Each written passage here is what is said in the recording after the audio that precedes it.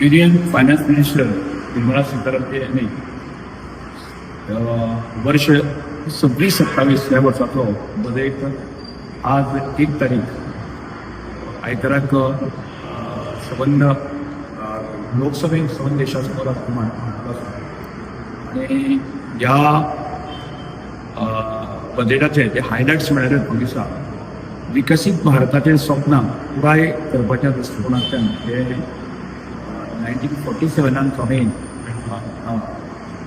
47 विचार करता तो पुराय करपाच्या दिशेन जे आसा हे सगळे बजेट दर वर्साक पेश करपाचो प्रयत्न चालू आसा. पण बजेट पेश करता आसतना की पूर्णपणे ह्या देशाचे 4 बिंदू जे आसात महिला, गरीब जो आसा, शेतकरी आणि युवा ह्या बिंदूचेर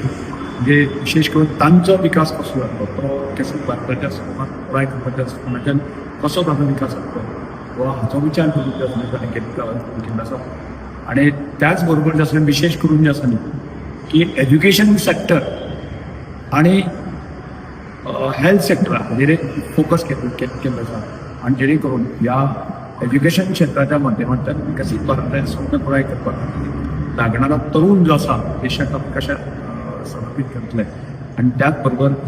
देशातलो प्रत्येक नागरीक आसा कसो सशक्त आणि सदृढ आसपाक जाय ह्या दृश्टिकोनांतल्यान हेल्थ सेक्टर जे आसा न्ही खूप मोठ्या प्रमाणात आसा सरकार केल्लें आसा. त्याच बरोबर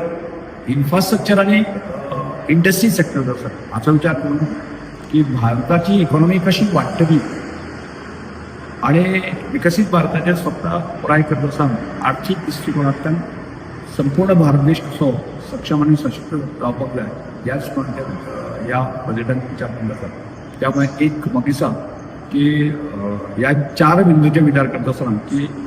तरुण, गरीब आणि महिला आणि शेतकरी हांकां फोकस करून जो आसा न्ही की हांचो विकसीत भारताच्या स्वप्नाक जोडपी अशा तरेचो आमचो ह्या वर्साचो बजेट निर्मला सीतारामन मांडलो आसा. कारण म्हणजे कौतुक काम करता ज्या तरेन जे आसा न्ही पूर्ण